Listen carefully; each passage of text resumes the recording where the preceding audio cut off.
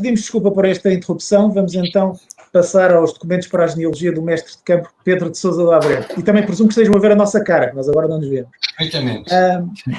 Ora bem, esta apresentação, para começar, é dedicada à memória de Ernesto Ferreira Jordão, que infelizmente já não está entre nós, que foi quem fez, um descendente de Pedro de Sousa de Abreu, que fez um artigo pioneiro sobre esta família há mais de 20 anos e do qual tomámos conhecimento através de uma pessoa que está hoje aqui presente, o Lourenço Correia de Matos. Faz agora 20 anos que isso aconteceu e vamos então falar um pouco sobre esta família. Ora bem, a família Sousa de Abreu é uma família que está presente em Tavira nos séculos XVII e XVIII. É traçável pelos registros paroquiais de Tavira até Luís de Sousa de Abreu e Sequeira de Tavira e sua mulher, Dona Beatriz de Sousa de Albufeira, nascidos em finais do século XVII e moradores, nessa altura, na viragem do XVII para o XVIII, na Quinta do Caracol, que hoje é um alojamento turístico. Esta família, já agora, antes de prosseguir, posso referir que esta família tem ligação à família Romeira, de que eu falei há pouco nos comentários à intervenção do Miguel de Sousa, e depois vai também ter ligação, a sua descendência, com vários dos militares que pertenceram ao regimento de que se esteve a falar, o Regimento de Infantaria 14, ou de Tavira. Quanto aos Sousa de Abreu propriamente ditos, que são hoje o tema da nossa apresentação, o mais antigo elemento documentado na cidade usando estes nomes é Pedro de Sousa de Abreu, que faleceu a 20 de dezembro de 1681, morador no Caracol. Portanto, no Caracol, que era a tal Quinta do Caracol. Pedro era filho de Dona Antónia de Abreu, que faleceu logo de seguida, cerca de 2 semanas depois, a 9 de janeiro de 1682. E aí coloca-se a questão, qual é que é o parentesco entre Luís de Sousa de Abreu, até ao qual é possível ir sem dificuldade pelos registros paroquiais, e Pedro de Sousa de Abreu. Na realidade, Ernesto Ferreira Jordão conseguiu, ainda a propósito de um tema que já foi aqui falado, ele conseguiu descobrir a filiação de Luís de Sousa de Abreu através dos documentos da Misericórdia de Tavira. Porque o registro paroquial que permite descobrir, digamos, de forma mais linear a filiação de Luís de Sousa de Abreu não está em Tavira, mas sim em Faro.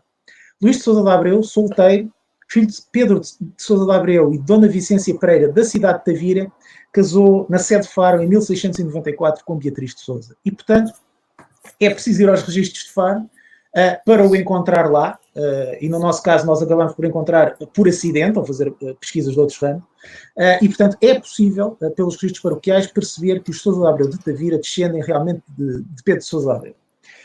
Luís de Sousa de Abreu, seu filho, nasceu em Tavira, foi batizado a 5 de dezembro de 1673 em Santiago. No registro diz que é filho legítimo de Pedro de Sousa de Abreu e de sua mulher, Dona Vicência de Almeida. A Dona Vicência, que fica viúva em 1681, finais de 1681, casa a segunda vez em 1694 com Manuel Correia, que também já é viúvo. Nesse registro diz-se Dona Vicência Pereira de Almeida, viúva do mestre de campo Pedro de Sousa de Abreu e filha do capitão Manuel Ximenes Vieira e de Catarina de Almeida. Ora, aqui ficamos a saber, portanto, que Pedro de Sousa de Abreu era mestre de campo. Dona Vicência estará casada há menos de 2 anos, porque acaba por falecer a 7 de dezembro de 1695 e o seu marido ainda vai voltar a casar várias vezes. Mas Pedro de Sousa de Abreu já tinha sido casado, antes de casar com Dona Vicência, já tinha sido casado uma primeira vez, com uma Dona Catarina Bárbara. Portanto, esta primeira mulher já se documenta como residindo com o marido na Quinta do Caracol em 1661 e Dona Catarina Bárbara vai falecer a 7 de agosto de 1669. No entanto, a presença de Pedro de Sousa de Abreu em Tavira já é anterior a 1661. Em 25 de fevereiro de 1655, cortesia do José Cabecinha, sabemos que existe uma procuração feita em Tavira que envolve vários membros da família Abreu.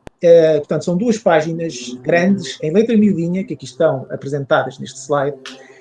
E esta procuração diz que é uma procuração que fazem Dona Antónia de Abreu e seu filho Pedro de Sousa de Abreu ao provedor e irmãos da Santa Casa da Misericórdia da cidade de Goa, Índia de Portugal.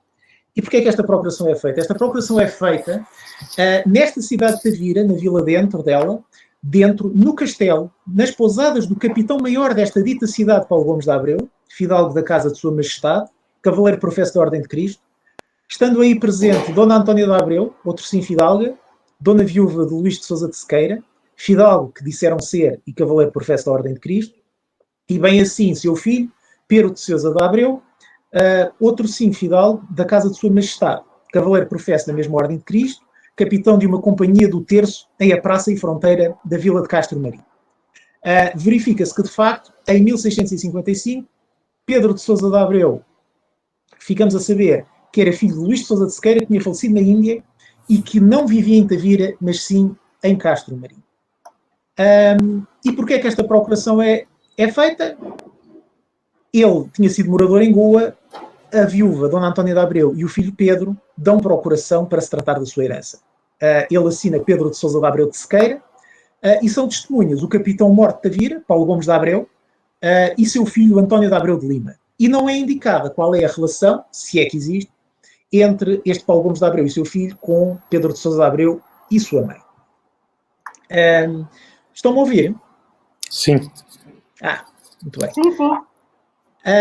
Ora bem, sobre Pedro de Sousa de Abreu, é possível documentá-lo já no Algarve um pouco mais cedo. Já em 1650 ele recebera o hábito de Cristo, por serviços no Brasil e no Algarve. A sua filiação está, portanto, documentada, e vamos saber ainda, pelo texto das Mercês de 1650, que Pedro de Sousa de Abreu já servia como militar desde 1637 e que embarcou para o Brasil em 1638. Dizendo-se que até 1649 ele já tinha servido no Algarve durante 7 anos e 2 meses. Portanto, ele terá chegado ao Algarve como militar por volta de 1642. E, de facto, já em 1643, ele se documenta pela primeira vez no Algarve, sendo o padrinho no batismo em Castro Marim de uma criança chamada Rodrigo, que é filho do capitão Paulo Gomes de Abreu e de sua mulher Dona Ana de Castro. Este Paulo Gomes de Abreu é exatamente o futuro capitão Mor de Tavira. Aqui, 12 anos antes, ainda não era capitão Mor, era apenas capitão. No entanto, Pedro de Sousa de Abreu não era originário do Algarve. Foi um bocadinho difícil descobrir de onde ele era, mas foi possível.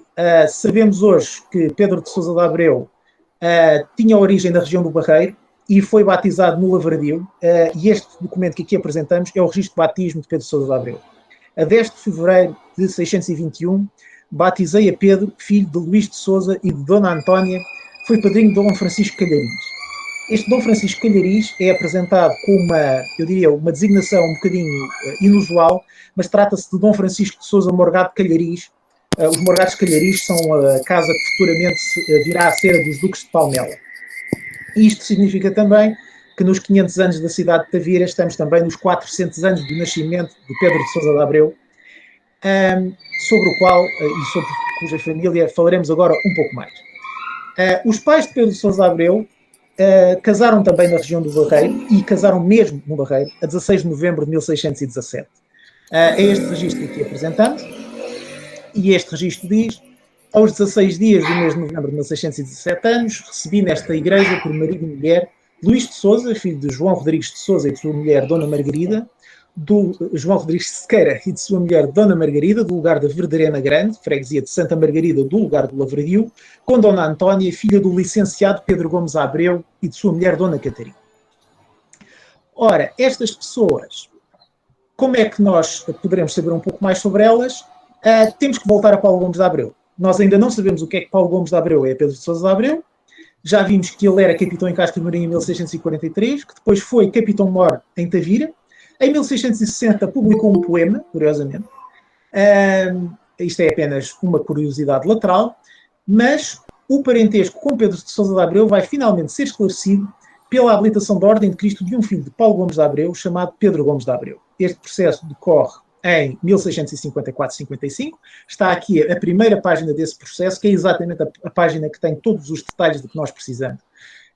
E diz a habilitação de Pedro Gomes de Abreu: declara o suplicante, que é natural desta cidade, que é Lisboa, filho de Paulo Gomes de Abreu, natural da vila de Pombal, e neto de Pedro Gomes de Abreu, também natural de Pombal, e sua avó, Dona Catarina Cogominho, da vila de Barcelos. E depois, por materno, é filho de Dona Ana de Castro e neto de Manuel de Faria da Silva e de Dona Mariana de Castro, que não são, neste caso, portanto, ascendentes de Pedro de Sousa de Abreu. E diz que ele, suplicante, Pedro Gomes de Abreu, foi batizado na freguesia de São José e morou muito tempo no campo da carreira de cavalos, no campo da carreira dos cavalos, que por curiosidade é o atual Campo dos Mártires da Pátria, ou Campo de Santana, em Lisboa. Com este registro ficamos a saber que Paulo Gomes de Abreu era irmão de Dona Antónia e, portanto, tio materno de Pedro de Sousa de Abreu, explicando-se assim a proximidade entre ambos e também, até possivelmente, a ida para o Algarve de ambos, aparentemente em conjunto, por volta de 1640, na altura da restauração. Com estas informações, temos assim esta árvore de costados do Luís de Sousa de Abreu. Pelo lado materno da Dona Vicência, os pais são Manuel Ximenes Vieira e Catarina de Almeida. Ainda é possível determinar que o pai de Manuel Ximenes Vieira é Vicente Fernandes Vieira. Isto é tudo que se consegue saber. Por via paterna, como estivemos a ver, estão apurados os 4 avós de Pedro de Sousa de Abreu. Sabendo-se a naturalidade dos avós maternos, Pedro Gomes de Abreu de Pombal e Dona Catarina Coguminho de Barcelos.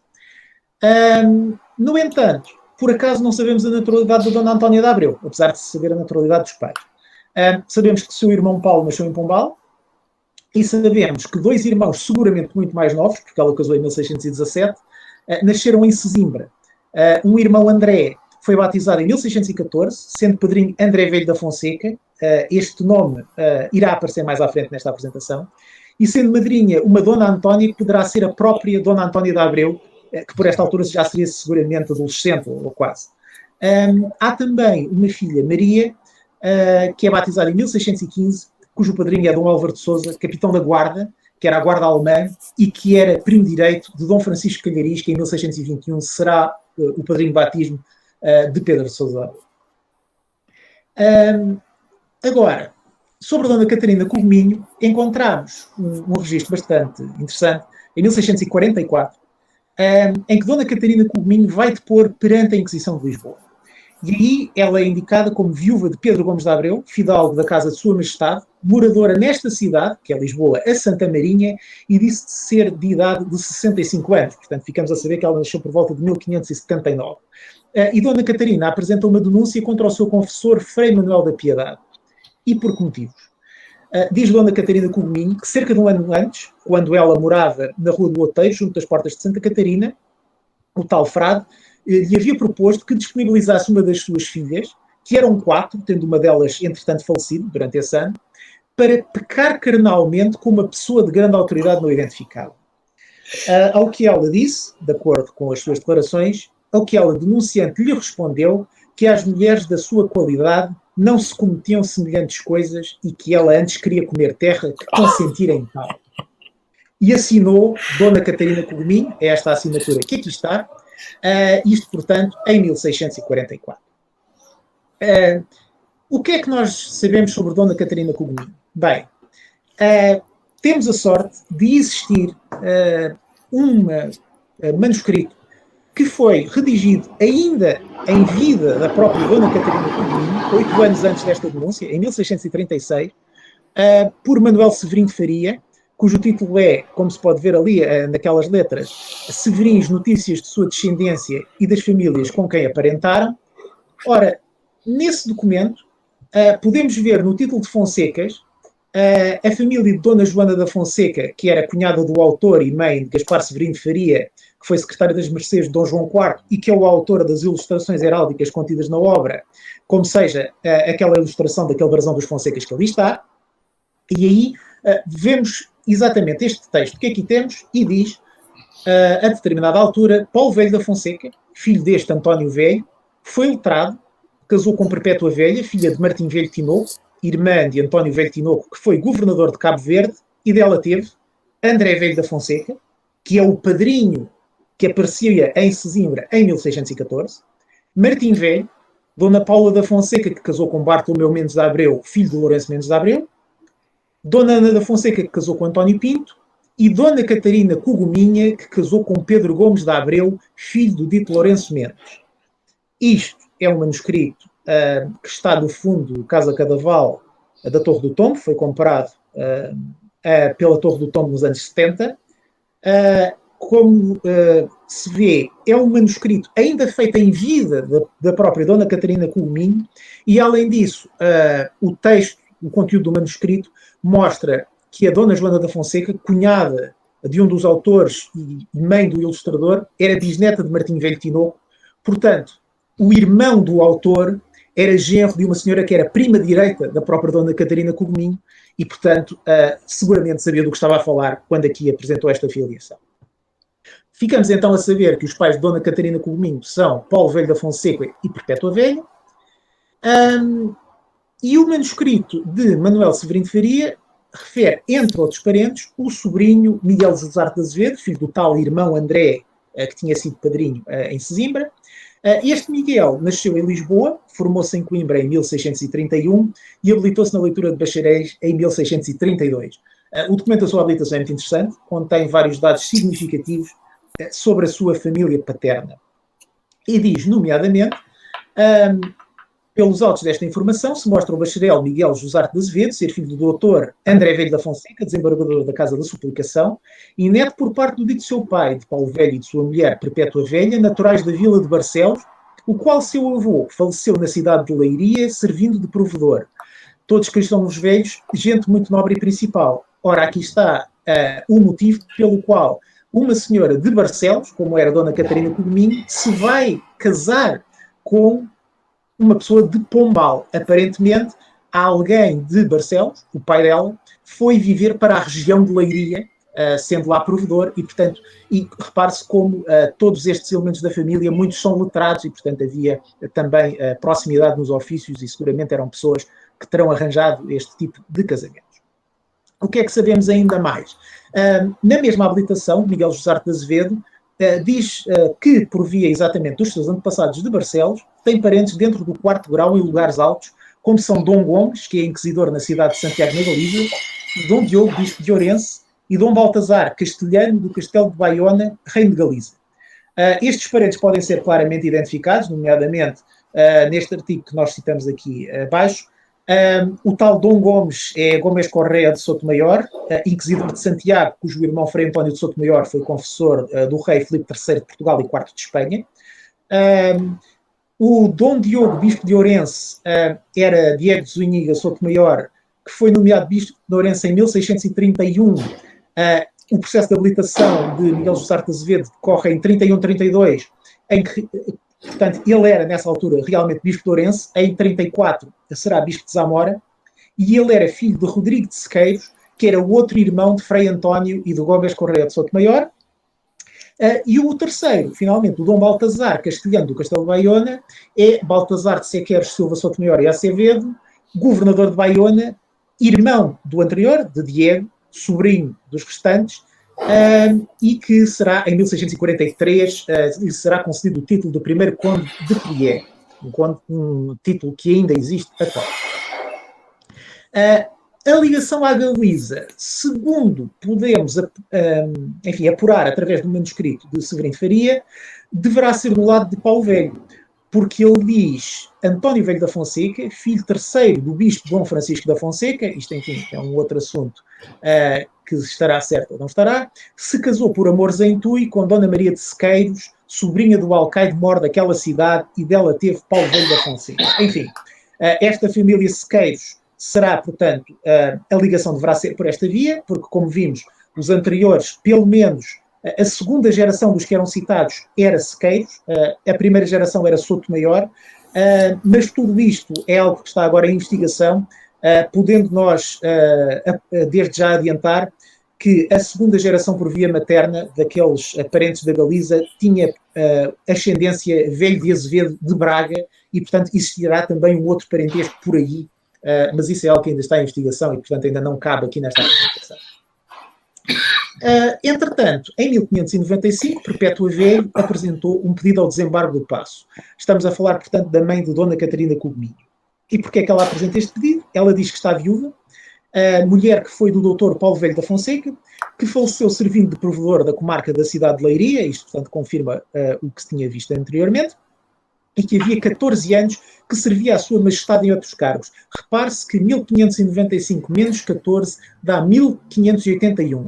Não nos esqueçamos quem é o rei entre 1581 e 1595. Naturalmente, é Filipe II, primeiro de Portugal.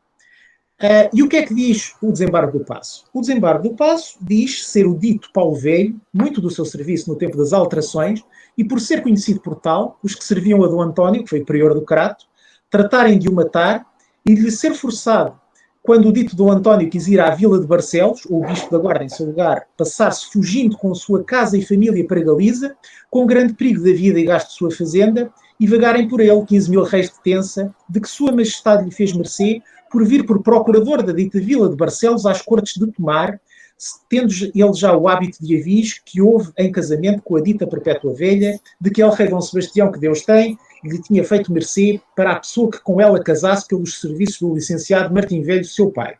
Temos, portanto, aqui um procurador às cortes de Tomar, que são as cortes que em 1581 oficializaram Filipe II como rei de Portugal.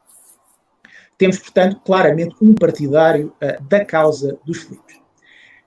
O parecer do desembargo do Paço diz ainda que lhe ficaram 5 filhos, 3 fêmeas e 2 machos com grandes necessidades, e em 6 de dezembro de 1595, de acordo com este documento que se encontra na Biblioteca da Ajuda, o desembargo do Paço recomenda que se faça mercê a Perpétua Velho de 20.000 reis de pensa em sua vida, 10.000 reis para uma sua filha que ela nomeasse para seu casamento ou sustentação e um lugar de freira para outra de suas filhas.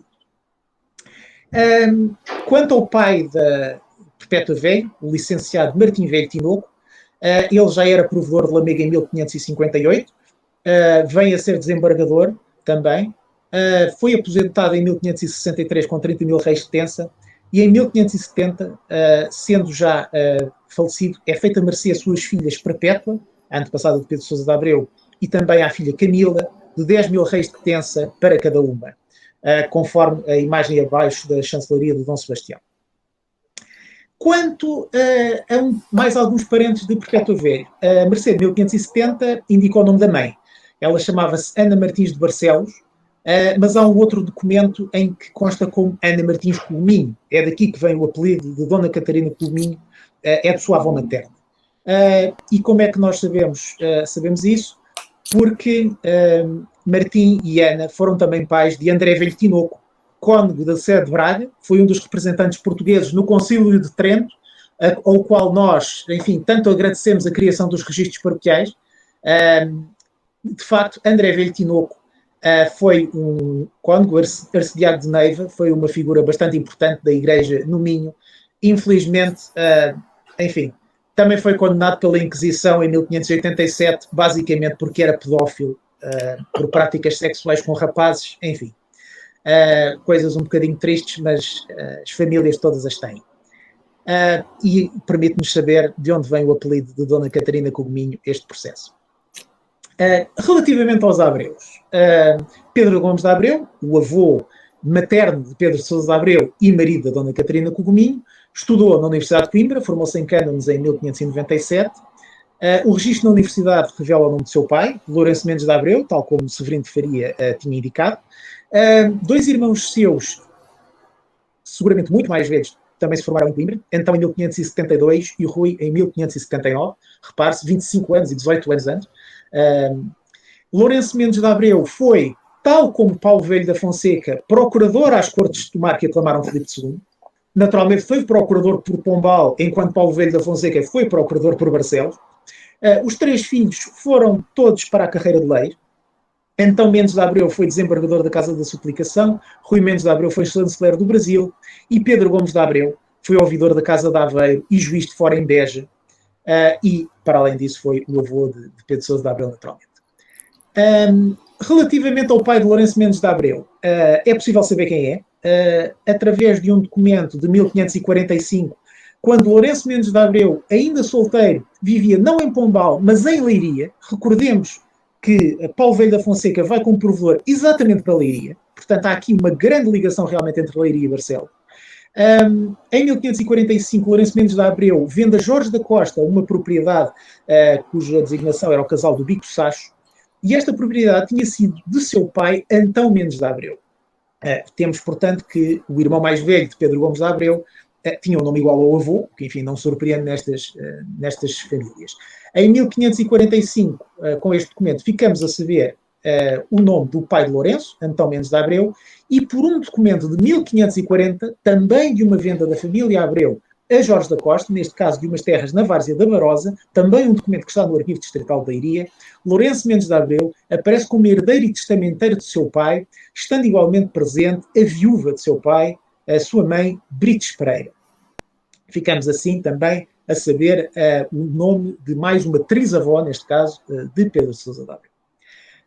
Mas, para sabermos ainda um pouco mais sobre estes Abreus, voltamos uma vez mais a Paulo Gomes de Abreu, que não sendo antepassado de Pedro de Sousa de Abreu, está a dar uma grande contribuição para o conhecimento da sua genealogia. Paulo Gomes de Abreu teve uma longa carreira militar, mas ainda antes de ir para o Algarve, já em 1636, ele apresentou um requerimento solicitando servir na Guerra de Pernambuco ou em qualquer armada de socorro em compensação dos serviços prestados. Isto para enquadrar, nós estamos na época em que os holandeses ocupam uma parte do Brasil e, portanto, houve uma série de batalhas que foram travadas no nordeste do Brasil, porque o Império Português estava um pouco descurado, enfim, devido a toda a extensão da União Ibérica, suas múltiplas posses, enfim, um pouco por todo o mundo, não é? Os holandeses tinham conseguido assentar no Brasil, e o requerimento de Paulo Gomes de Abreu inclui documentos que detalham os seus serviços anteriores. Ele já tinha embarcado com criados à sua custa em 5 armadas. Isto é um documento que está no Arquivo Histórico Ultramarino, reproduzido no site do Projeto Resgate. E esse documento contém uma certidão interessantíssima, feita por um primo direito de Paulo Gomes de Abreu, e portanto também primo direito de Dona Antónia de Abreu, naturalmente. Era um primo direito chamado Rui Mendes de Abreu, que era filho do tio Antão. E o que é que este documento diz? Este documento diz: Rui Mendes de Abreu, moço fidalgo da casa de Sua Majestade, Cavaleiro do Hábito de Cristo, certifico que Paulo Gomes de Abreu é filho legítimo de Pedro de Gomes de Abreu e de Dona Catarina de Cogominho, sua mulher, como já tínhamos visto, e que o dito Pedro Gomes de Abreu, seu pai, era irmão inteiro do meu pai Antão Mendes de Abreu, desembargador que foi da Casa de Suplicação, que ambos foram filhos legítimos de Lourenço Mendes de Abreu, meu avô, o qual foi filho de Antão Mendes de Abreu, como já tínhamos visto pelos documentos de Leiria, mas diz mais: e neto de Lourenço Mendes de Abreu, e bisneto de Luís Mendes de Abreu, e trisneto de Mendes de Abreu, e Mendes de Abreu foi filho de Pedro Gomes de Abreu, senhor da Casa dos Abreus e das terras de Regalados, de quem o dito Paulo Gomes de Abreu é sexto neto por varonia direita e legítima, que é o mesmo grau em que eu estou com o dito Pedro Gomes de Abreu, senhor da dita Casa e Terras, por razão de cuja descendência que provei por condição da Carta de Sua Majestade de 18 de novembro de 626, e me fez Sua Majestade mercê do foro e moradia dos Abreus, donatários da dita Casa e Terras de Regalados, e o que tudo passa, na verdade, pelo juramento dos Santos Evangelhos, de que passei esta certidão de minha letra e sinal, selada com o sinete das minhas armas, feita aos 3 de junho de 1636 anos, assinado Rui Mendes de Abreu. Este documento confirma, portanto, Pedro de Sousa de Abreu como descendente dos senhores de Regalado, com uma quebra de varonia por sua mãe, Dona Antónia de Abreu, naturalmente, ao contrário do tio, que era descendente por varonia. Ora bem, estivemos a falar dos Abreus, mas não devemos esquecer os Sequeiras.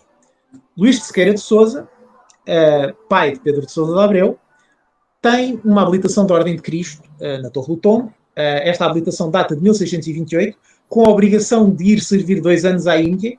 Embarcou-se em companhia do Conde David Higueira e lhe fizeram as provanças de sua habilitação na Vila do Barreiro e lugar de Palheiro. Como nós já vimos no início desta apresentação, Luís de Sequeira de Sousa foi realmente servir para a Índia e por lá ficou e já não voltou. Mas ele era originário da região do Barreiro e, portanto, as provanças foram feitas na margem sul do Tejo. A isso conclui que tem todas as partes pessoais e a limpeza necessária. Pela via paterna é descendente de fidalgos nobres e de merecimento, e pela via materna é neto de Luís Ferraz, lavrador honrado e que vivia por sua fazenda, e de Catarina André, que exercitou o ofício de padeira. Naturalmente, isto era um impedimento de ser descendente de ofício mecânico por via materna, mas ele foi dispensado desse impedimento, como, enfim, acontecia com alguma frequência, e, portanto, foi-lhe concedido o hábito de Cristo. Sobre João Rodrigues de Sequeira, o avô paterno de Pedro de Sousa de Abreu e pai de Luís de Sousa de Sequeira, voltamos a encontrar uma denúncia à Inquisição, tal como no caso da avó materna Dona Catarina Cogominho, só que desta vez ele não é o denunciante, mas sim o denunciado. E foi denunciado por blasfémias em 1594, documento que aqui se apresenta.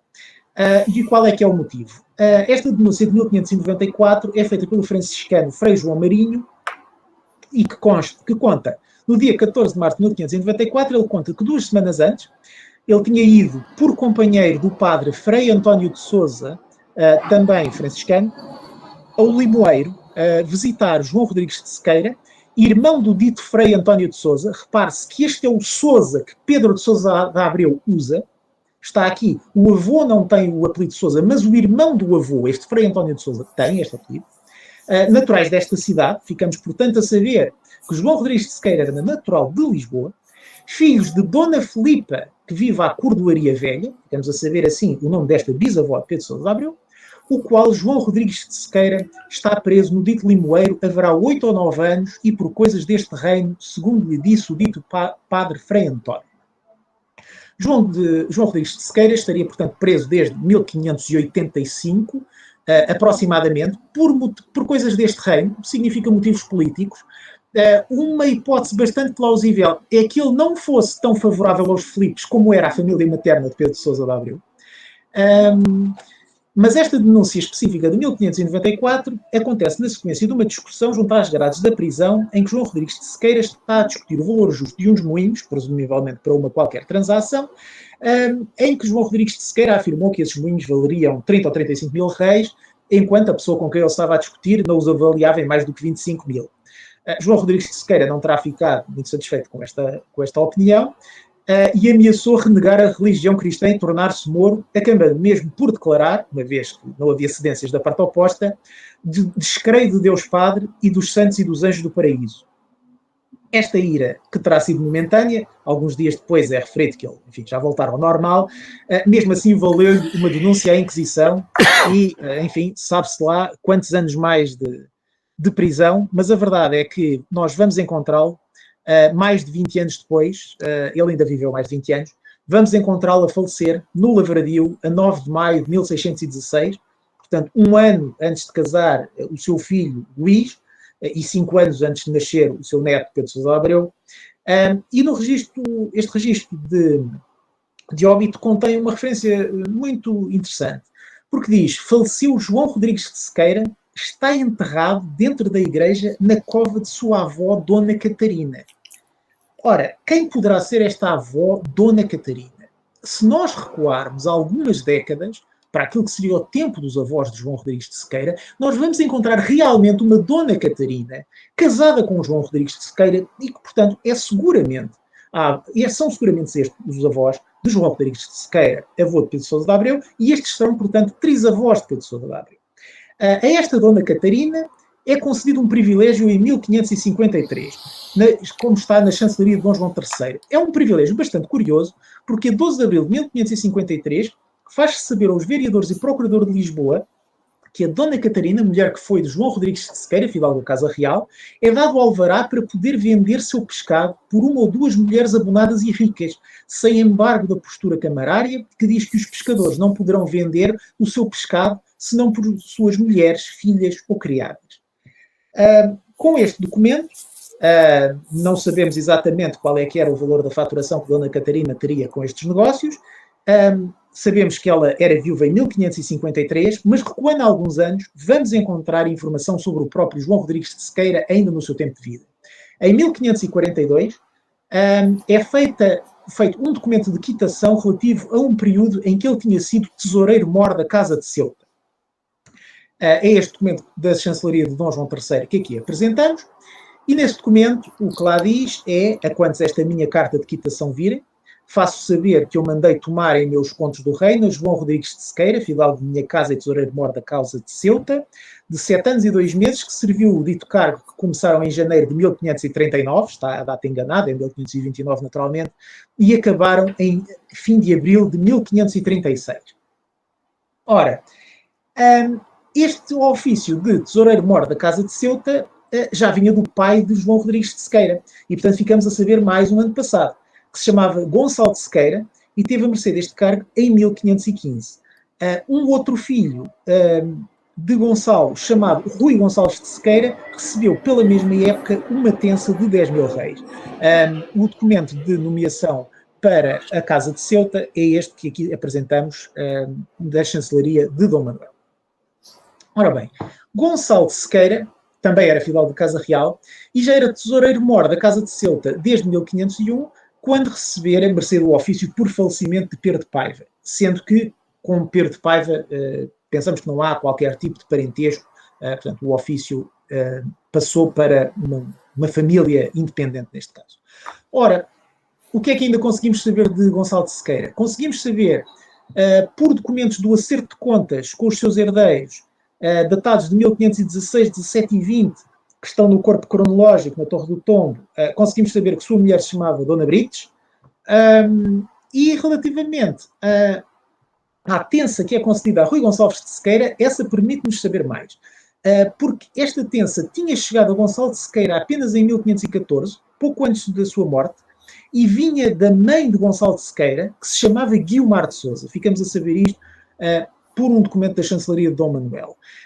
E, através de outros dois documentos, um da chancelaria já de Dom Manuel, mas outro ainda de Dom João II, ficamos a saber que Guiomar de Sousa tivera a confirmação deste padrão de 10 mil reis de tensa em 1482 e em 1496. Mas esta tensa era muitíssimo mais antiga. Esta tensa tinha sido dada a Guiomar de Sousa em 1449.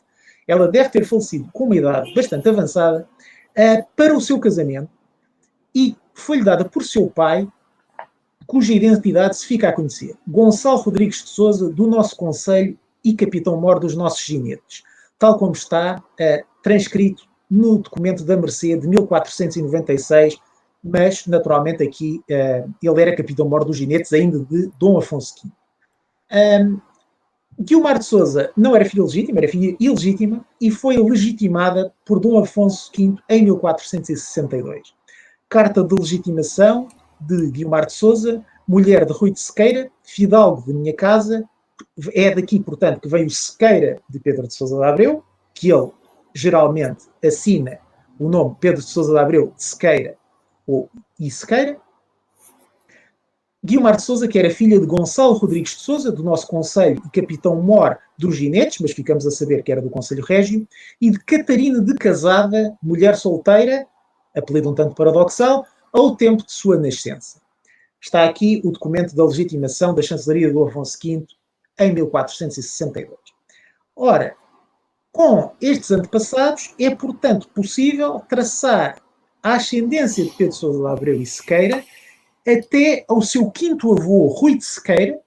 É o mais atrás que conseguimos ir relativamente ao seu apelido de Sequeira. Quanto ao apelido Sousa, embora apareçam Sousas mais antigos, estes não são, em princípio, aqueles pelos quais o próprio Pedro de Sousa de Abreu teria o apelido, porque esses serão os que eram usados pelo irmão de João Rodrigues de Sequeira, aquele frade que há bocado falámos, e depois aí há uma incerteza quanto à sua ascendência. Não sabemos exatamente ao certo, enfim, por este tipo de documentação, de onde vem o apelido Sousa. Mas apenas para terminar, e porque já estou a tomar muito tempo a vocês, estão a ouvir, espero. Sim. Ainda bem. Vou apenas falar um pouco mais aqui da ascendência de Gonçalo Rodrigues de Sousa. Ele teve pelo menos mais uma filha ilegítima, chamada Isabel de Sousa, mulher de Pedro Tavares. Também foi legitimada 2 anos antes da irmã. Foi legitimada em 1460. Está aqui a legitimação nas transcrições da leitura nova. E aí diz, Gonçalo Rodrigues de Sousa, do nosso concelho e capitão-mor dos nossos ginetes, sendo cavaleiro da Ordem de Cristo e comendador de Nisa e Alpalhão e Montalvão, e de Catarina Gonçalves, mulher solteira ao tempo de sua nascença.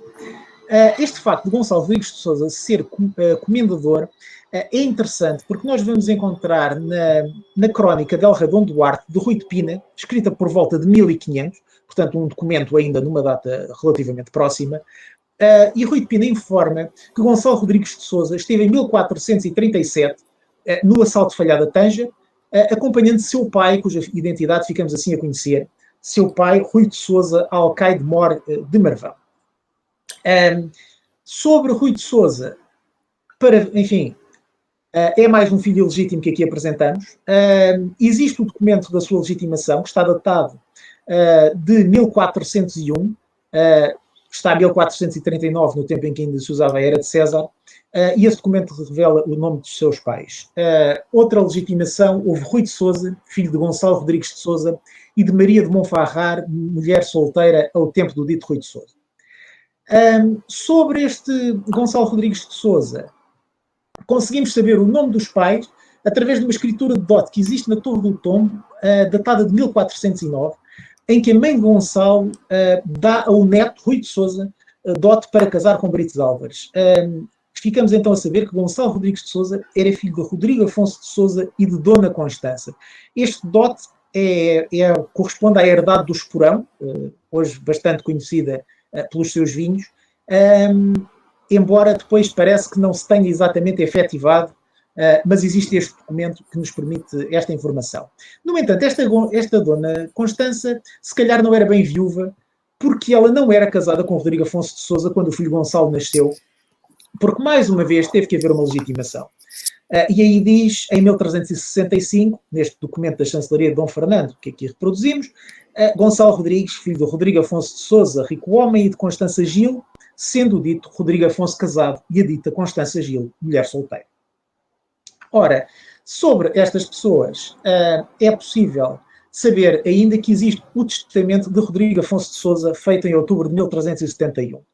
O testamento de Rodrigo Afonso de Sousa conserva-se na Biblioteca Pública de Évora, infelizmente não conseguimos ter acesso com facilidade ao seu conteúdo, e portanto recorremos há muita informação que dele é citada por José Augusto Sotomayor Pizarro no seu trabalho, enfim, de referência a linhagens medievais portuguesas, e entre outras coisas, ele aí refere que Rodrigo Afonso manda que seja enterrado em Évora, pede que lhe façam capela lá, deixa muitos dos seus bens a Constança Gil, sua amante, parece que nunca terão chegado a casar, e à qual pede que se cumpram várias das suas últimas vontades, uma das quais é que institua uma capela por alma do pai, que jazia na sede de Lisboa, que a mãe que estava sepultada em Torres Vedras fosse trasladada para Lisboa, e depois, enfim, refere uma série de legados, inclusivamente a seu filho Gonçalo, o que é de quem Pedro Sousa de Abreu descende, naturalmente, e sobre, enfim, com esta informação que aqui consta, é manifestamente claro que o testamento de Rodrigo Afonso de Sousa não deixa qualquer dúvida sobre qual é a sua filiação, os seus pais estão bem identificados, e, portanto, recorremos àquilo que diz Sotomayor Pizarro. Sotomayor Pizarro indica que seus pais são Afonso de Inês e Maria Pires Ribeira. Afonso de Inês e Maria Pires Ribeira, sendo Afonso de Inês como filho de Dom Afonso III e de Marinha Pires de Anchara, como o próprio monarca afirma num documento de 1278. Este documento, sim, conseguimos ter uma imagem da cópia dele, está na Torre do Tombo, está na chancelaria do próprio pai de Afonso de Inês, Dom Afonso III, e é com este documento, cujo conteúdo não me vão pedir que leia porque está em latim, chegamos à conclusão de que Pedro de Sousa de Abreu e Sequeira tem ascendência real, sendo pela linha que aqui apresentamos, 11º neto de Dom Afonso III. E é assim que chegamos ao fim de uma apresentação em que começámos numa família algarvia, com um ascendente que não era algarvio, mas que afinal descendia de quem conquistou o Algarve. Pedimos desculpa pela duração da apresentação, ela não era para ser tão grande, depois podemos explicar porque é que foi crescendo. Muito obrigado. Obrigado, Rui. Obrigada. Boa. Muito obrigado. Muito obrigada, muito obrigada.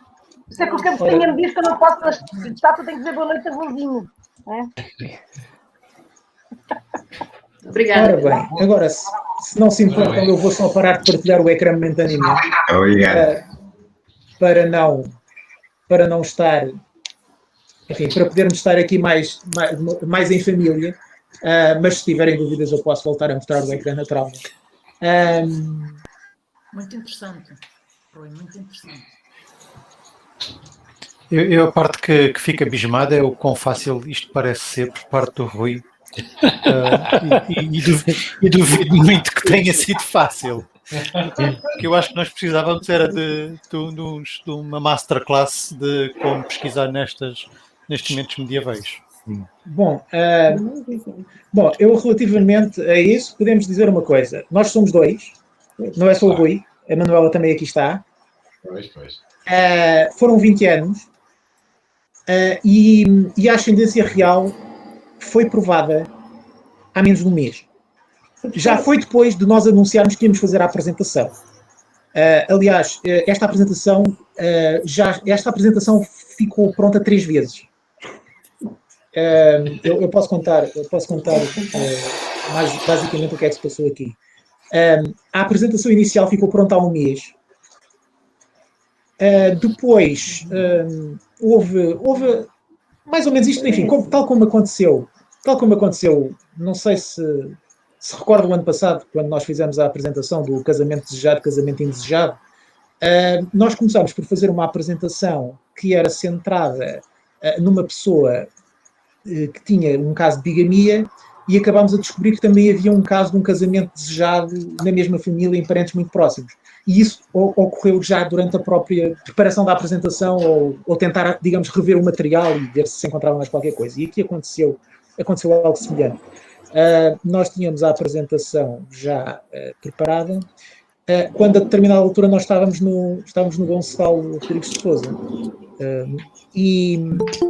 E a determinada altura, enfim, fomos dar uma vista de olhos para tentar ver se por acaso dava para desbloquear aquilo, porque dava para perceber que aquilo já estava quase ali para fazer a ligação ao Afonso III, que obviamente está em todos os nobiliários, mas enfim, tentar prová-la com documentos, enfim, de outro género. E a verdade é que foi aí que apareceu a legitimação da segunda filha a dizer que ele era comendador e a crónica de Dom Duarte, do Rui de Pina, que é o passo que faltava. Mas, portanto, foram precisos 20 anos. Quando nós pensávamos que a nossa apresentação, que inicialmente tinha cerca de 50 slides e depois tinha de passar para 60, já estava com um tamanho absolutamente, enfim, exagerado, nós, faz hoje uma semana, encontramos o manuscrito do Severino Faria, que provava a filiação da Dona Catarina com o Gominho, que nós andávamos a perseguir há muitos anos. Aliás, porque a história é basicamente, nós demorámos 18 anos a provar que a Dona Antónia de Abreu era filha da Dona Catarina com o Gominho, como diziam os nobiliários todos, e por sorte só demorámos mais 2 a provar que a Dona Catarina com o Gominho era filha do Paulo Velho da Fonseca e da Perpétua Velho.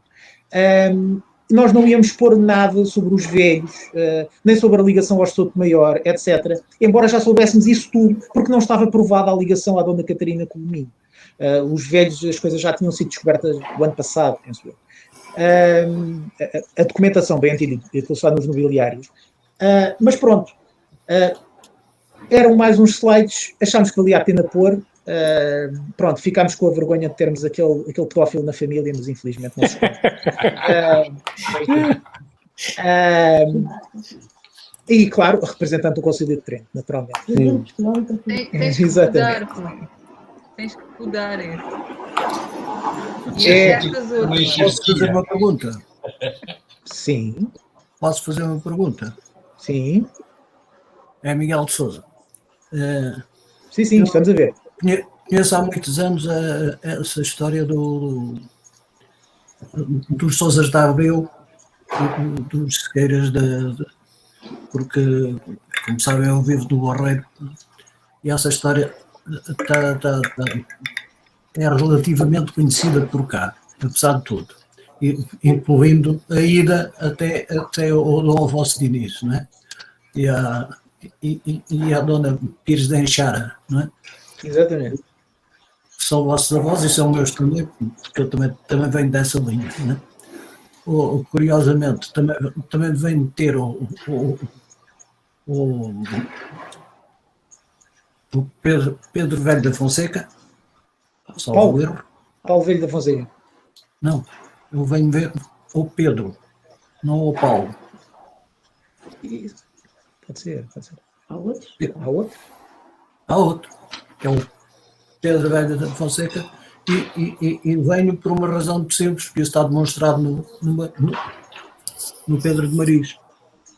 E eu conheço e tenho tudo isso instalado na minha base de dados, de maneira que posso-lhes depois fazer um print out. Estamos muito interessados. Para vocês poderem ter a informação toda que eu tenho, porque essa coisa de facto, nós aqui na Margem Sul andamos a estudar esses problemas há muitos anos. Os clubinhos que vocês têm aí são uns clubinhos muito especiais, são de facto os clubinhos que vêm do Almirante Clubinho, são descendentes dessa gente, mas estão ligados a uma família que vocês podem encontrar muito bem no Jorge Forjá, nas famílias da Ilha Terceira, são os Barcelos Clubinho. São os mesmos? Exatissimamente os mesmos. São os Dalhos Vedros. Lá está. Exatamente os mesmos. Exatamente, os Morgados Dalhos Vedros. O Jorge Forjá... E vocês têm de se entreter durante uma data de tempos, inclusivamente com o Cabral, que fez o estudo dos Morgados de Estremoz. São exatamente os mesmos dos Morgados de Alhos Vedros. Tem muito para se entreter por aí. Já dá para fazer aí mais 10 comunicações para o ano que vem. Com os velhos da Fonseca. Os velhos da Fonseca. Eu também sou descendente direto desse tal bispo de Trípoli. Titopoli. Todos os nobiliários dizem Trípoli, mas é Titopoli. É Titopoli, pronto. Então, de facto, é o legado do Paulo. Esse homem era de uma Sé qualquer. Mas ele era icónico da Sé. Essa do bispo, um daqueles bispos. É bispo titular, exatamente. Ele era de um Esteve Alcobaça. Bispo entre outras coisas. Exato. Isso é extremamente curioso, porque esses velhos são os velhos da Fonseca, exatamente que são por aí eu posso tentar a informação toda que já está digerida e montada na base de dados. Sim, a linha que as genealogias geralmente lhes atribuem, dizem que a varonia dele é dos Velho Cabral, poucas gerações antes, que vão Álvaro Velho Cabral, irmão do Gonçalo Velho Cabral. Pelo menos de acordo com aquilo que está em nobiliário, naturalmente. Sim, com certeza. Só que nós temos aqui a preocupação de não só nobiliários, portanto, só documentos comprovados. Eu posso informar mais outra coisa. Esses velhos, nós andamos a estudar aqui há muitos anos, aqui na área do Barreiro, o Álvaro Velho do Barreiro, como vocês sabem, que é um homem muito conhecido, porque foi o homem que fez o relato da viagem de Vasco da Gama à Índia, não é? O único relato que existe da viagem, não é? Exatamente. Esse homem é do Barreiro. E nós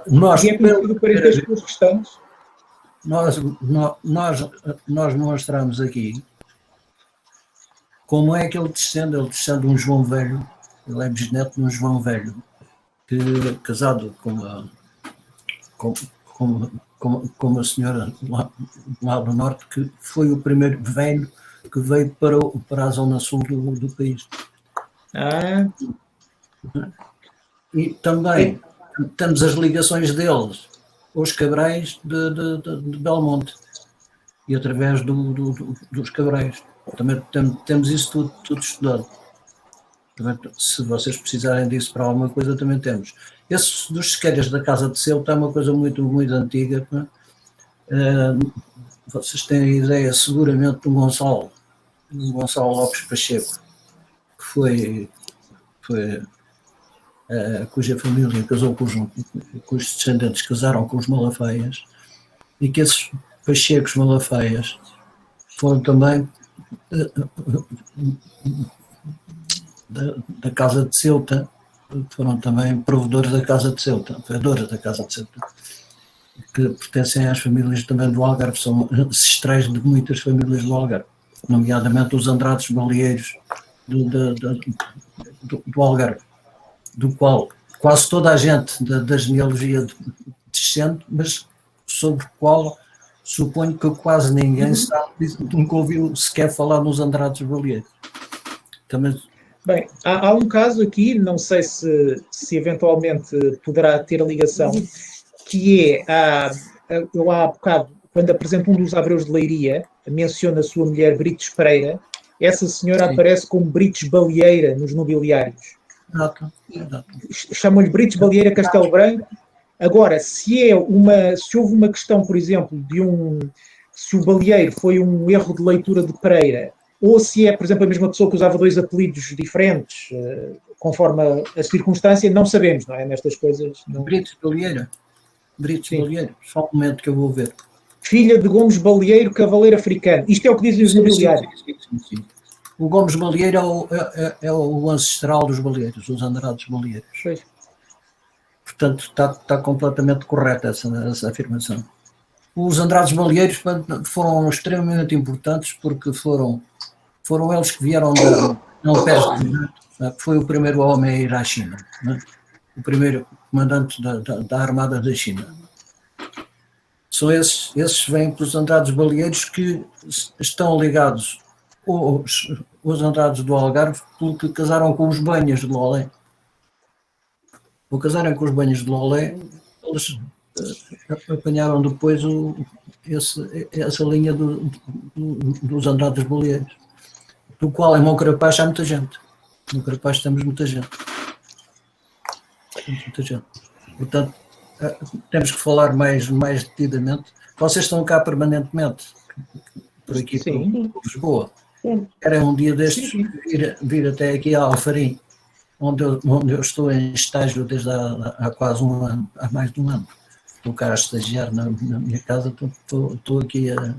Pois, nós também estamos a estágio. Vir cá e trazer umas memórias para levar isto, porque a informação que eu tenho e que é para vocês copiarem, e que lhes vai aumentar muito o património sem grande necessidade de estar a pedalar muito por aí fora, o que é pelo menos precioso, como eu digo para mim mesmo. Se alguém me der os dados eu aceito logo, não é? Sim. Vocês podem trazer memórias grandes e podem levar logo isto tudo em digesto. Ficaremos muito agradecidos com essas informações, porque realmente a margem sul acaba por ser um ponto-chave para muita gente que aqui apareceu. Enorme. É um ponto. Por aqui passa tudo. A implantação dos farinhas, por exemplo, no Moncarapaz, por exemplo, está no Vários Vetos. A igreja de Cristo São Lourenço, quando eles ainda têm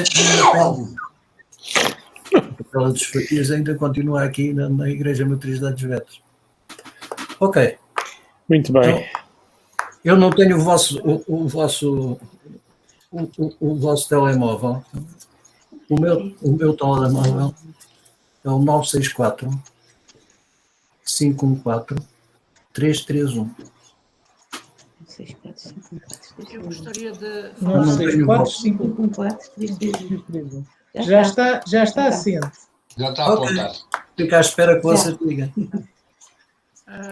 O resto da conversa é entre nós. Muito bem. É que eu não tenho só as bases de dados, tenho também os livros. Mas depois partilhem, que há mais pessoas que descendem desta gente. Pedro de Sousa da Abreu. Eu, por acaso, não descendo. Não. Adriana, como se costuma. Adriana. É verdade, disseram que tinha uma surpresa. Mas, por exemplo, a gente pode não descender, mas também podemos calcular os graus de parentesco. Se eu calcular o grau de parentesco que tenho com o Álvaro Velho do Barreiro, eles estão na minha linha de parentesco de 4º grau. São primos. A família do Álvaro Velho são nossos primos em 4º grau. Se alguém estiver interessado em ver a origem dos Barcelos, os Barcelos do Domingo. Eu gostaria de aconselhar também a verem ensaios sobre a origem dos Machado da Ilha Terceira, porque os Barcelos são logo ao início. Exato. Eu tenho machados da Ilha Terceira. Machado da Ilha Terceira. Exato. Muito bem. Este ensaio de Manuel Lamas de Mendonça. Sim, eu sei. É recente. É recente.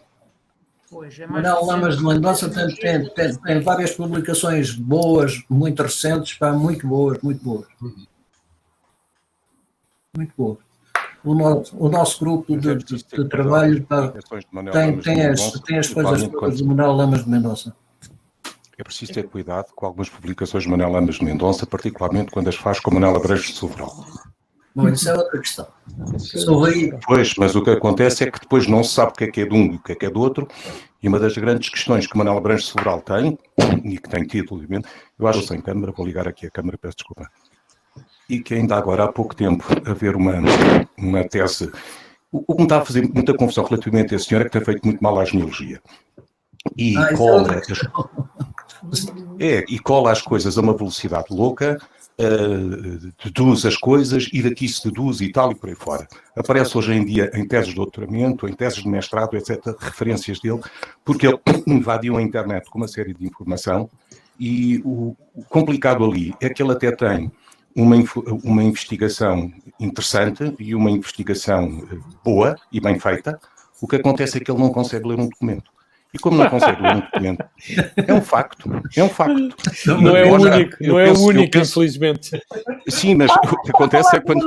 Está a falar do Manuel Abreu de Sobral ou do Manuel Lamas de Mendonça? Estou a falar de Manuel Abranches de Sobral, que publica juntamente com Manuel Lamas de Mendonça. Ok, obrigada. E o que acontece? Eu sou novata e, portanto, isto para mim é importante apontar esses nomes, é para ter cuidado, não é? Exato. Tem sido, como todos vocês sabem, não é, que anda nisto, é muito mais complicado, dá muito mais trabalho estar a desmontar uma genealogia e perde-se imenso tempo a desmontar uma genealogia do que a fazer. Eu lembrei-me disto agora porque ainda agora há pouco tempo, estamos a falar talvez 2, 3 dias, discutia num assunto lá no Facebook relativamente à origem do Sobral, que é uma coisa que eu já publiquei, que aliás digo já que a partir deste fim de semana, em princípio, já tenho autorização de editora, para quem estiver interessado vai estar disponível na Academia do, portanto, o Sobral da Beira, que foi publicado, penso que em 2013, assim como já está disponível a origem medieval do Espinho, que o completa e que documenta que toda essa genealogia... Desculpa? Eu tenho o seu livro e é a minha Bíblia sobre o Sobral. Pronto, e o que acontece é que, onde se documenta que tudo isso é uma fantasia. E o que acontece, como eu estava a dizer, relativamente a esse autor, é que, como não sabe ler o documento, vê ou lê nos índices e cola os nomes todos. Este, como tem um nome igual ao outro e teve o cargo de não sei quantos, é senhorios, é honras, é tudo, cola aquilo tudo. E depois o que acontece é que muitas vezes nós não sabemos, eu neste momento já não leio documentos dele, infelizmente, porque fico sem saber o que é que ali é verdade, que às vezes há coisas que são verdade, e o que é que ali não é verdade. E depois o complicado é desmontar tudo isso. E nós apanhamos uma linha e vamos por aí fora. Ele influenciou nomeadamente, porque há bocadinho o Rui Pereira falava no Sr. Tomé Pizarro, e no trabalho dele notável, sem dúvida, mas o Sr. Tomé Pizarro tem coisas erradas e publicadas porque se baseou no Manuel Abranches de Sobral, o que é inacreditável. O Sá Monteiro, quando publicou o trabalho do Sá, tem coisas erradas porque se baseou no que disse o Manuel Abranches de Sobral. Aliás, eu tenho dele, mails do Sá Monteiro, a agradecer a ter corrigido uma série de coisas que ele andava perdido ali no meio. E, portanto, voltando ao Manuel Lamas de Mendonça, que é uma pessoa com quem há uns anos atrás tive muitos contactos e fiz, aliás, com todo o gosto, uma série de investigação aqui na Torre do Tom, porque eu não tinha acesso, naturalmente, porque cá não estava. O problema é que quando estou a ler um livro, a ler um documento, ou, enfim, um trabalho do Manuel Lamas de Mendonça junto com o Manuel Abranches de Sobral, eu não consigo dar-lhe crédito rigorosamente nenhum. E esse é o grande problema. Aliás, se o Oscar estivesse aí, eu gostava de ouvir o Oscar também, que nós falamos muito sobre isto, opinião sobre esse assunto. Eu gostava só de fazer um comentário. Bom, em primeiro lugar, havia há pouco uma pessoa que estava aí com algum som, algum ruído, mas era só relativamente ao Sr. Tomé Pizarro, como foi visto, ele só foi citado pontualmente. Digamos, foi, é assim, basicamente isto foi quase uma cortesia, uma vez que naquela geração em que estávamos, é mais que consensual aquela ascendência de Dom Afonso III, estávamos a 2 gerações, E, portanto, foi só para provar que existem documentos também para aquelas gerações. Sim, claro. Que não podíamos apresentar o documento porque não o pudemos ir fotografar a Évora, basicamente. Rui, deixa-me só esclarecer, que é para não ficar a coisa. Com certeza que sim, percebi perfeitamente o que é que tu disseste. Apenas disse como se referiu a esse nome, eu também agora o referi porque me lembrei. Não tem rigorosamente nada a ver com o que tu referiste, percebes? Pois. Pronto. Por exemplo, há uma questão que é, só para ter um exemplo, quando referem a páginas tantas num documento de Dom Dinis, em que aparece, quer do Manel, quer com o Souto Maior, aparece Pedro Martins de Sobral. Pronto. Pedro Martins de Sobral, que foi marinho-mor de Trás-os-Montes, não sei quantos. Bom, é só ler o documento de Dom Dinis, para dizer que não diz lá Pedro Martins de Sobral. Diz Pedro Sobral. Ponto. E a grande diferença aqui, não interessa a discussão agora aqui, não é essa, mas quer dizer, a grande diferença entre ser Martins ou não ser Martins é o facto de ser filho ou não de um tal Martim que o querem fazer filho e, como tal, ligá-lo a um ramo Sobral que é completamente diferente do outro. Este Pedro Sobral, que foi marinho-mor de Trás-os-Montes, é precisamente o ramo de Fornos de Algoates. E ao porem Pedro Martins de Sobral, filho de Martim do Avelar, põe-no na linha de Avelar. Portanto, o que acontece é que, lendo o documento de Dom Dinis, está lá escrito Pedro Sobral. E quer um, quer o outro, aparecem como Pedro Martins de Sobral. O que é que acontece? Quem inventa, ou quem começa esta coisa, foi Manuel Sobral. E, portanto, quando eu refiro que Souto Maior Pizarro foi atrás dele, foi naturalmente, fornece-me um documento e não ponho em causa nada, até porque o trabalho dele é brilhante e é um dos trabalhos onde eu me, para a parte toda medieval, onde eu mais me baseio. São os trabalhos dos dois, quer dele, quer dos patrões do Mosteiro de Carijó, quer no outro das linhagens medievais portuguesas, que é um trabalho brilhante e de elogiar. Mas isto tudo para voltar, porque é preciso ter, todos nós sabemos, é preciso ter muito cuidado. Particularmente quando, e depois colam-se, há coisas que vêm de investigação e há coisas que vêm de nobiliários e de repente nós não percebemos, porque não nos é dada a documentação, o que é que vem dos nobiliários e o que é que vem da investigação, porque nomeadamente, normalmente, não é normalmente, é sempre ou quase sempre, todas essas afirmações que a senhora vai fazer dos trabalhos, nunca nos diz qual é a fonte. E depois não temos qual é a fonte e nós não sabemos. E quando pegamos num nobiliário, porque nos cruzamos com ele, vemos que há investigação, há trabalho tirado de nobiliários, mas é dada a supremacia aos trabalhos dos nobiliários porque é mais fácil. Neste caso aqui, eu penso que ficou bastante claro que, embora nós tenhamos obviamente consultado nobiliários, como é evidente, e aliás soubemos destas linhas inicialmente através de nobiliários, a resposta quanto ao que vem de investigação e o que vem de nobiliários, a resposta é muito simples. Vem tudo de investigação, do nobiliários não veio rigorosamente nada. Rui, mas é que eu de ti e da tua mãe não tenho dúvidas rigorosamente nenhumas. Não pode isso a causa, não tenho dúvidas rigorosamente nenhumas. Alertei só porque se falou de um autor que é preciso ter cuidados. Todos nós sabemos que temos de ter cuidados com vários. Era só isto. Peço desculpa pelo tempo que tirei a toda a gente. Cuidado com todos, que às vezes enganam-se. Há os que fazem de propósito e há outros que se enganam mesmo. Eu também já me enganei.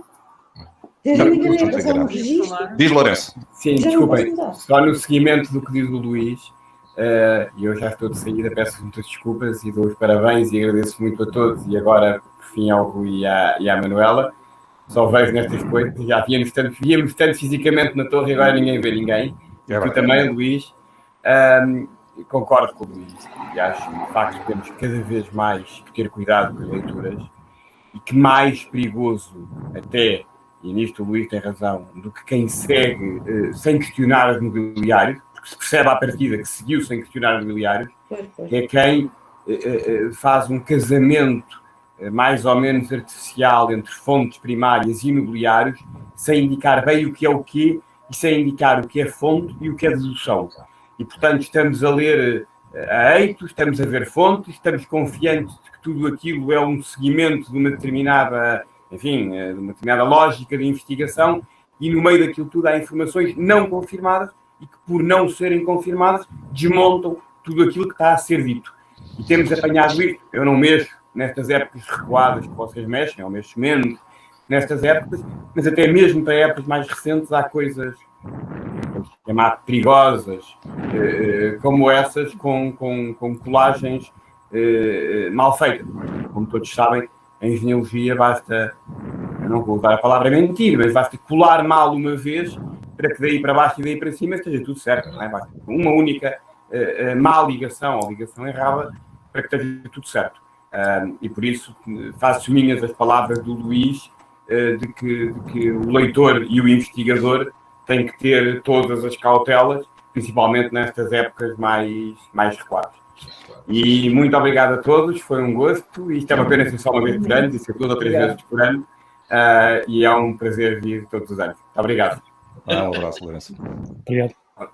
Eu só queria dizer uma coisa, penso que não sei se estarão cá pessoas novatas como eu, e estas vossas indicações, as vossas alertas são muito importantes.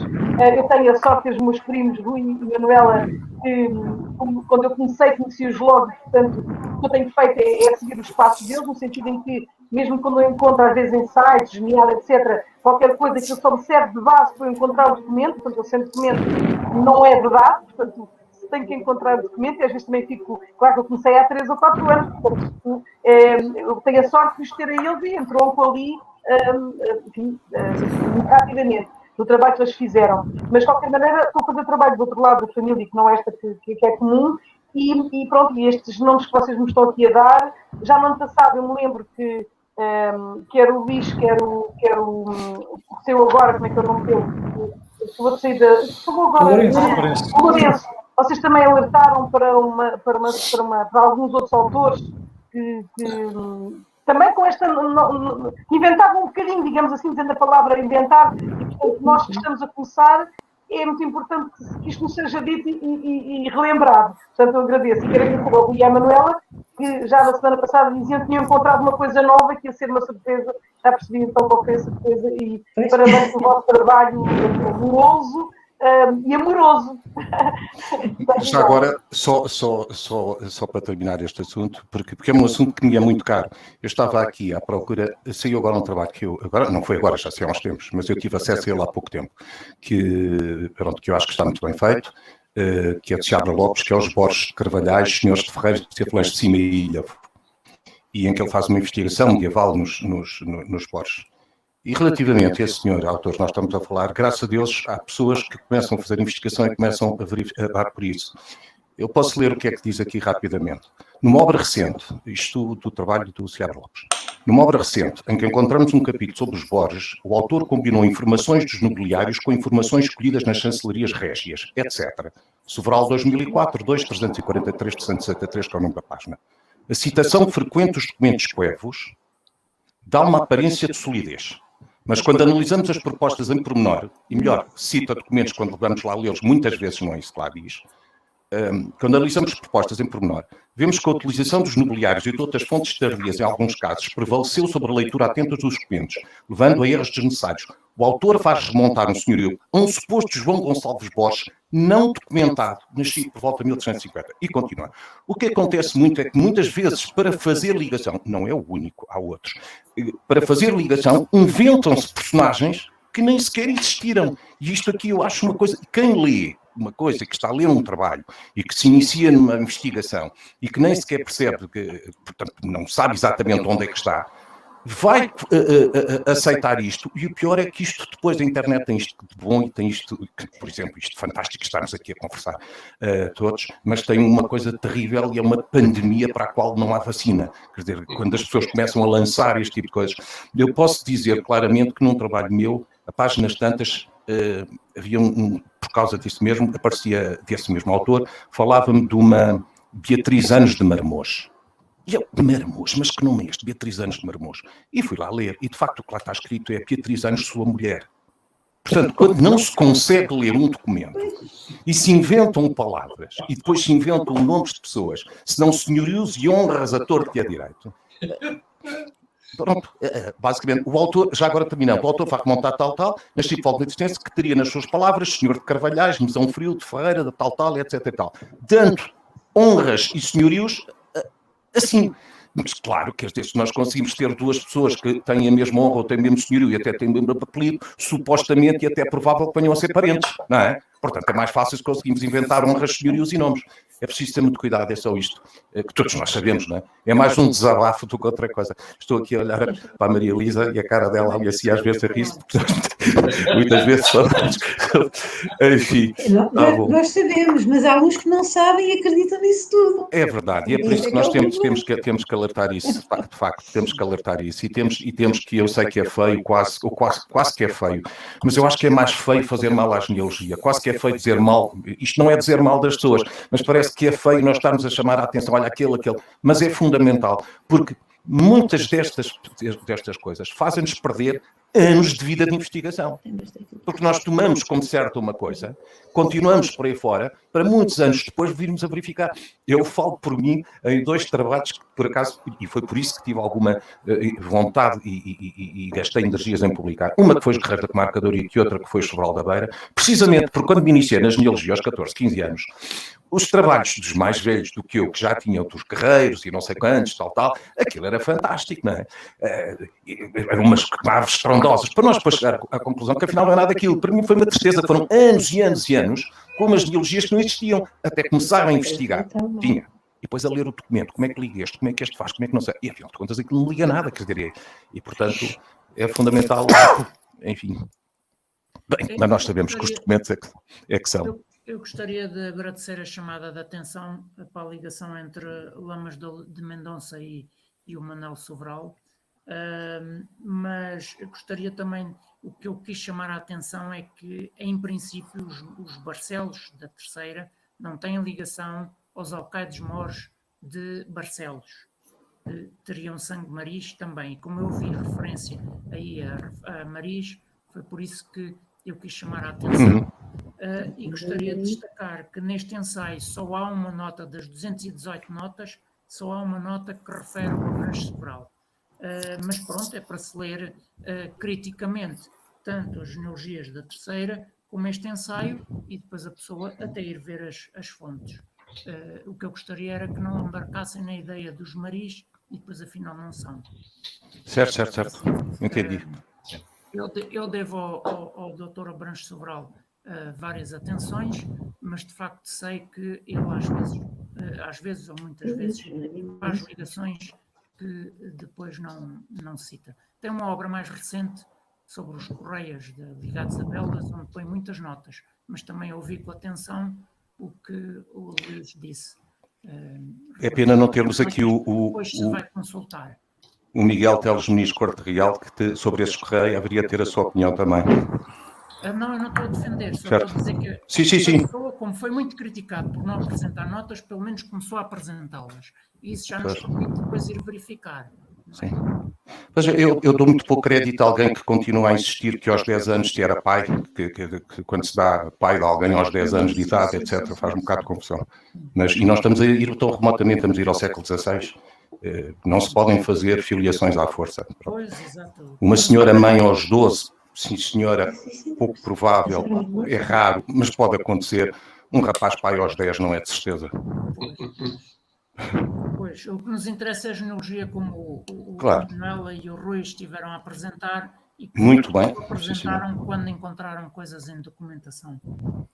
E viu-se bem claramente. Não é? Eu já agora gostaria só de fazer uma observação. Normalmente, quando ele vem a descobrir que tem algum erro nas suas publicações, ele costuma corrigir. Corrige, sem dúvida. É um homem extremamente sério, sem dúvida rigorosamente nenhuma. E conhecedor. Eu gostaria só de fazer uma observação, que é, eu não sei se, eu penso, enfim, não, a minha contabilidade pode não estar certa. Será a 7ª vez que nós apresentamos uma comunicação no Encontro de Genealogistas do Algarve e é a primeira vez que entramos na Idade Média. Não é por acaso. É porque nós não fazemos apresentações baseadas em mobiliários. Não usamos, por e simplesmente. Eu continuo a achar que é necessário primeiro que tudo fazer investigação com base nas fontes primárias que nos estejam à nossa disposição. E depois eu paro aí também, porque eu não tenho confiança absolutamente nenhuma, primeiro, nas minhas capacidades de leituras de documentação mais antiga que o século XVI, e depois porque não tenho fé absolutamente nenhuma nos nobiliários, quer dizer, às vezes podem dar uma ajuda, mas não tenho nem faço fé disso. Mas creio que é assim, creio que é um bocado assim. Deixo essa margem para outras cavalgadas que não as minhas, confesso sinceramente. Não me sinto confiança para fazê-lo.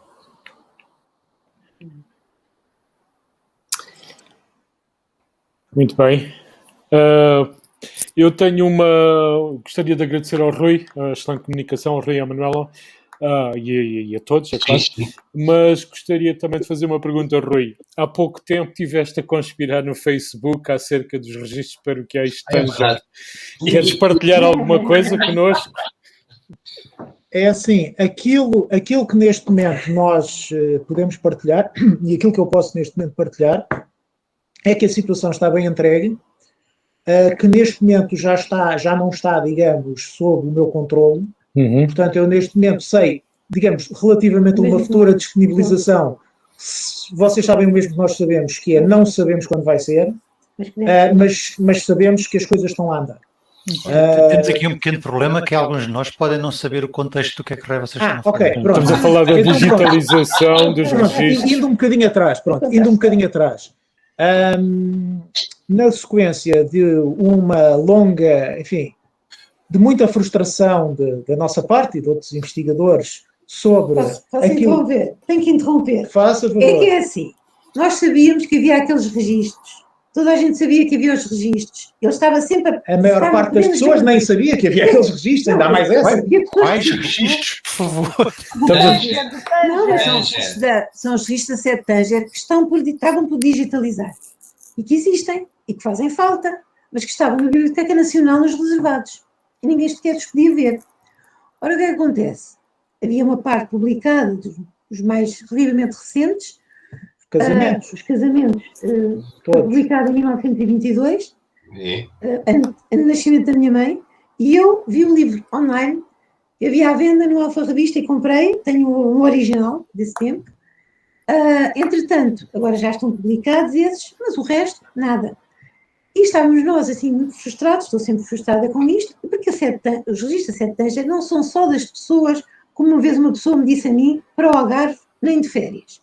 E, portanto, eu nunca mais falei nesse assunto, mas fiquei um bocado... Mas o que é que se pode fazer? Um dia estávamos a falar sobre isto e ele diz, olha, vou fazer uma coisa. E decidiu pôr uma petição, a ver se as pessoas arranjavam dinheiro para a BN e fazer a digitalização daqueles registros. Entretanto, as coisas dão muitas voltas e parece que haverá quem tenha tomado a cargo essa tarefa. Não somos nós, não sabemos mais nada neste momento, mas só sabemos que está bem encaminhado. Portanto, agora é aguardar.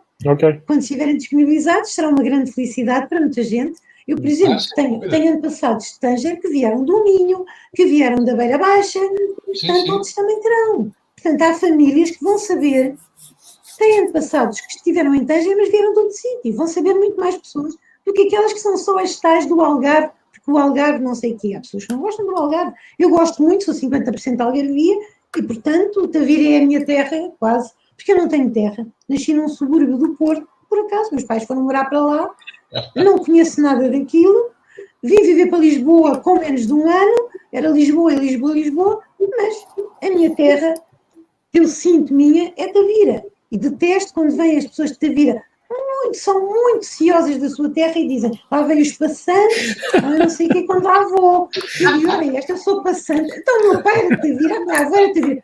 A minha avó paterna, aquilo é tudo Tavira, aquelas famílias tradicionais, pescadores, essa gente toda, estou lá por todo lado, descendo de não sei quantas pessoas dos arredores de Tavira, e até ela já chegou também a Tanger. É engraçado que há pouco tempo descobri isso.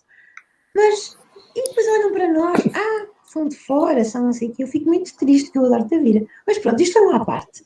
Entretanto, parece que estão a ser, irão ser digitalizados, esses registros, estou muito contente, e os outros temos que esperar como todos nós.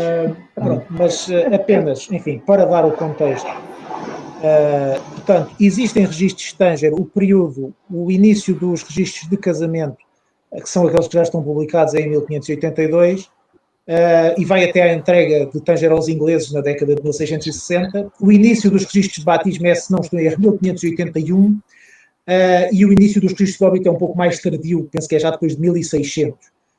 Em todo o caso, são, obviamente, nomeadamente os batismos e os óbitos, que até agora, penso que alguns nem microfilmados estavam, e as coisas serão agora digitalizadas e, enfim, serão disponibilizadas Não sei exatamente em que prazo, mas enfim, espero que não demore assim tanto tempo, que ainda possamos realmente ver esses documentos que muito úteis serão para nós seguramente. Eu consultei-os, portanto há 3 ou 4 livros que estão microfilmados e a consulta é por microfilme. O microfilme não é nada, não é bom, e depois as máquinas está tudo meio avariado já, porque as máquinas de microfilme estão basicamente em saída. Quando se avariam não são reparadas, se não conseguirem ser reparadas in-house. E, portanto, os outros consultei os originais. Agora é assim, eu andava à procura de uma coisa em concreto, como tal, fiz uma leitura muito diagonal a tudo aquilo. Mas uma coisa que me surpreendeu é aqueles livros que são extremamente interessantes, especialmente os de Hobbit, e vou-vos dizer porquê, porque o padre era muito ciente daquilo que estava a registar, e então quem quiser fazer história militar de Tanger, aquilo é extremamente engraçado, porque havia dias em que aquilo havia porrada e morria um monte de gente na defesa da cidade. Quem tem militares Tanger. E o padre lavrava, e hoje morreram não sei quantos de setadas, e discriminava os nomes, e estes porque são nobres, são enterrados no corpo da igreja, e estes porque não são gente miúda, são enterrados além no lado de fora. E inclusive diz que quando eles faziam incursões na terra dos mouros, quantos ficavam, quantos iam, e quantos morriam por setadas na defesa de Tanger. Eu acho que aquilo era muito engraçado e é pena ter estado perdido assim durante tanto tempo.